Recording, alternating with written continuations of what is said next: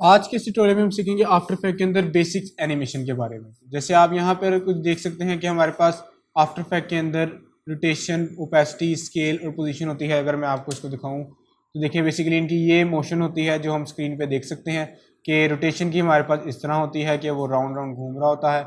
Opacity की हमारे पास इस तरह होती है कि कभी वो हमें विजिबल 100% हो रही होती है, कभी वो कम हो रही होती है। और इसी तरह स्केल की अगर हम देखें तो स्केल में हमारे पास स्केल का साइज़ कभी इंक्रीज़ हो रहा है, कभी डिक्रीज़ हो रहा होता है।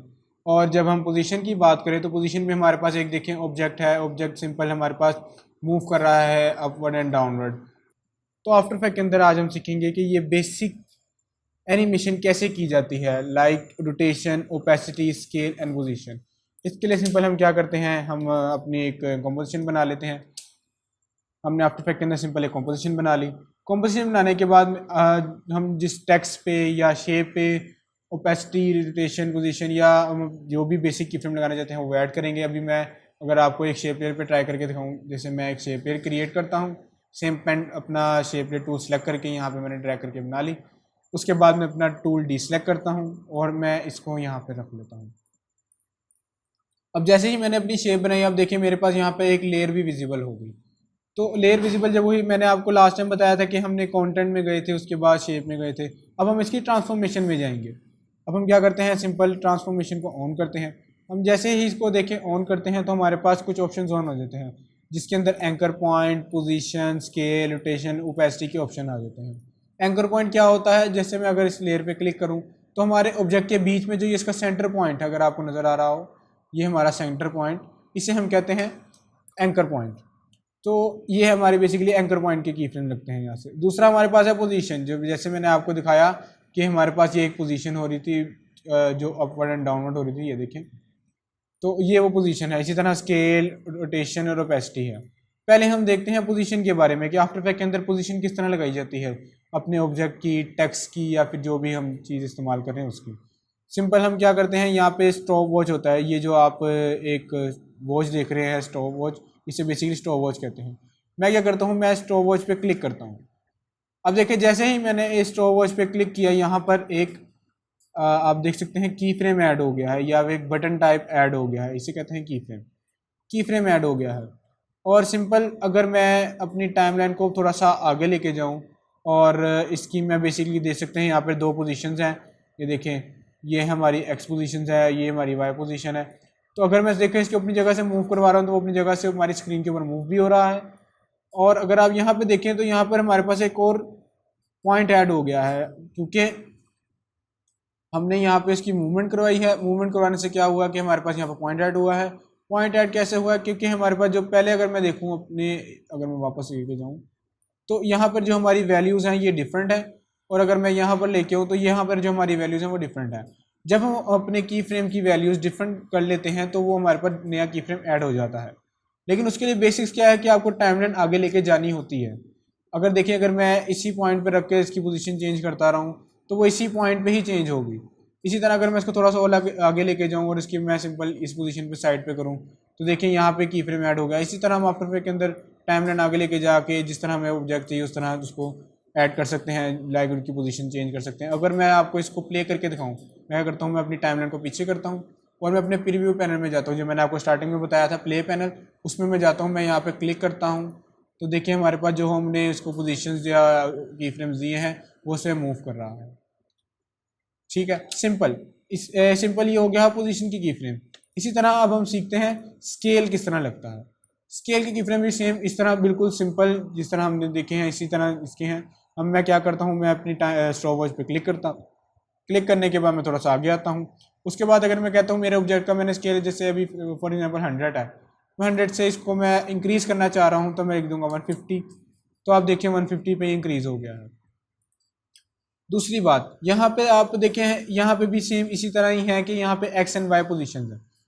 बट स्केल में थोड़ा सा हमारे पास यहाँ पे एक ऑप्शन और भी होता है, लाइक जैसे हमारे पास, अगर मैं आपको दिखाऊँ, ये देखें, ये एक चेन है।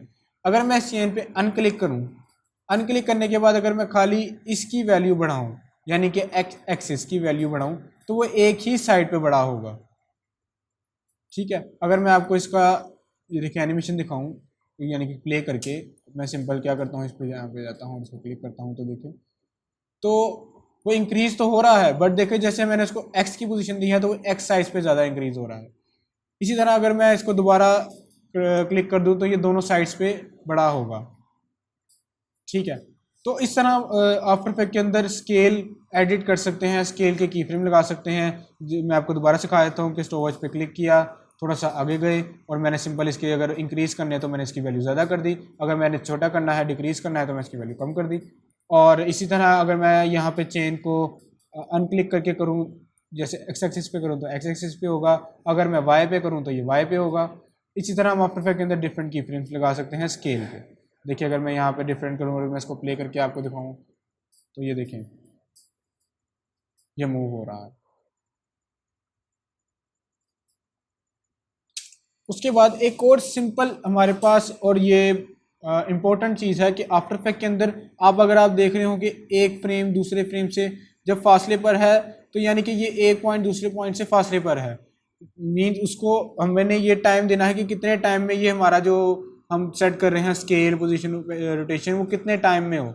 यानी कि जैसे हम फर्ज करें यहाँ पे मैंने इसको देखा कि ये इसका 1111.5 स्केल है और मैं कहता हूँ कि इतने पॉइंट के बाद जाके 112 या फिर जितना भी हम रख रहे हैं उस तरह हो जाए, वो हम टाइम रख रहे हैं बेसिकली। तो एक फ्रेम दूसरे फ्रेम से जितना दूर होगा वो उतना ही स्लो होगा। इसी तरह अगर मैं इसका टाइम इसके पास कर दूं यानी कि 7 कर दूं तो देखिए यही काम हमारा जो हम की फ्रेम्स लगाएंगे वो फास्ट होंगे। इससे मुराद ये है कि हमारे आफ्टर इफेक्ट के अंदर हमने जो काम अपना यानी की फ्रेम्स जल्दी करने हैं तो उनके की फ्रेम्स इस तरह साथ साथ होंगे, लेकिन अगर हमने अपना आफ्टर में काम कोई फास्ट करना है जैसे स्लो करना है तो हम क्या करेंगे कि उसको सिंपल दूर कर देंगे तो वो स्लो होगा।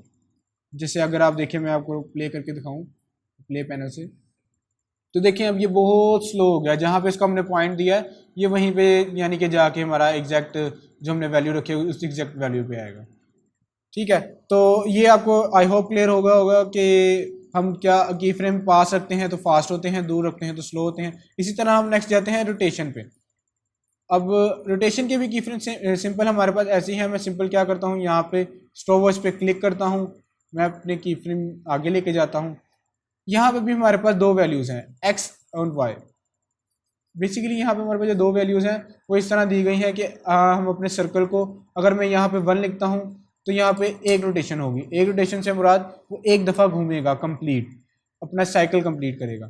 और अगर मैं यहाँ पर एक नहीं लिखना चाहता यानी इसको कंप्लीट रोटेट नहीं करना चाह रहा, कंप्लीट घुमाना नहीं चाह रहा, तो मैं यहाँ से उसकी सिंपल वैल्यू लिख दूंगा लाइक 180। ठीक है, आपको मैं यहाँ पे क्लियर करता चलूँ कि एक सर्कल यानी कि कंप्लीट एक सर्कल एक दफ़ा कंप्लीट घूमने में 360 डिग्री होती है। जैसे मैं अगर आपको एनिमेट भी करके दिखाऊँ 360 करूँगा, जब मैं जैसे ही यहाँ पे देखे 360 लिखता हूँ तो यहाँ पे 1 कंसीडर कर लेता हूँ। 1 से मुराद यहाँ पे एक सर्कल है उसका यानी कि एक दफ़ा रोटेट करेगा। अगर मैं आपको इसको प्ले करके भी दिखाऊँ, मैं अपनी टाइमलाइन को पीछे लेके जाता हूँ, यहाँ से प्ले करता हूँ तो ये एक दफ़ा कंप्लीट उसने सर्कल अपना किया है। इसी तरह अगर मैं यहाँ पर उसकी वैल्यू अगर 180 रखूँ तो वो 180 डिग्री ही घूमेगा। इसका इससे मुराद ये है कि जितना हम उसको रोटेट करना चाह रहे हैं वो सिंपल हम यहाँ से वैल्यू लिखेंगे। अगर हम उसको 1 डिग्री यानी कि कंप्लीट 1 सर्कल से कम रखना चाह रहे हैं तो यहाँ पे सिंपल वैल्यू रख लेंगे लाइक 90, 45, 180, 270, तो हम यहाँ पे वो वैल्यू लिख लेंगे। अगर हम उसको ये रखना चाह रहे हैं कि एक सर्कल ही हमारा कंप्लीट हो तो हम सिंपल यहाँ से 1 लिख लेंगे। अगर मैं आपको प्ले करके दिखाऊँ 180 वाला तो ये हमारा 180 ही प्ले हुआ है। ठीक है, इसी तरह अब हम नेक्स्ट चलते हैं ओपेसिटी के ऊपर। आफ्टर इफेक्ट के अंदर ओपेसिटी क्या होती है, सिंपल ट्रांसपेरेंसी कह लें या ओपेसिटी कह लें इसको। ओपेसिटी से मुराद ये होता है कि विजिबिलिटीज़ की, कि हमें कितना परसेंट विजिबल हो। अगर आप अभी देखें तो ये 100% विजिबल है। अगर मैं इसकी ओपेसिटी कम करूँ तो आपको नज़र आ रहा होगा ये विजिबल होना भी कम हो गया है। जैसे मैं इसकी 58 रखता हूँ तो देखिए विजिबिलिटी इसकी कम हो गई है। मैं इसको और कम करूँ जैसे 1 रख दूँ तो ये बहुत लाइट नज़र आ रहा है। तो आफ्टर के अंदर ओपेसिटी इसी तरह होता है। तो इसी तरह इसके की फ्रेम भी ऐड हो सकते हैं। मैं अगर आपको इसके की फ्रेम ऐड करके दिखाऊं, मैं सिंपल क्या करता हूं स्टॉप वॉच पे क्लिक करता हूं, इसी तरह थोड़े की फ्रेम आगे जाता हूं और मैं इसकी विजिबिलिटी अगर यहाँ पे कम कर दूं तो ये कम हो गई। ठीक है, इसी तरह अगर मैं थोड़ा सा और आगे जाके मैं कहूँ कि इसकी विजिबिलिटी और थोड़ी कम हो गई, थोड़ी सी और कम हो गई। इस तरह अगर मैं करूँ कि और आगे जाके अब 100% हो जाएगी। तो अगर मैं आपको इसको चला के दिखाऊँ तो ये देखें, पहले ये कम हुई, उसके बाद और हमने कम की, उसके बाद ये एग्जैक्ट वापस हो गई। तो आई होप आपको आज का ट्यूटोरियल मेरा समझ आ गया होगा कि पोजीशन, स्केल, रोटेशन होता क्या है और इसमें की फ्रेम कैसे लगाते हैं और की फ्रेम क्या अगर हम साथ रखें तो फास्ट होते हैं और दूर रखें तो स्लो होते हैं।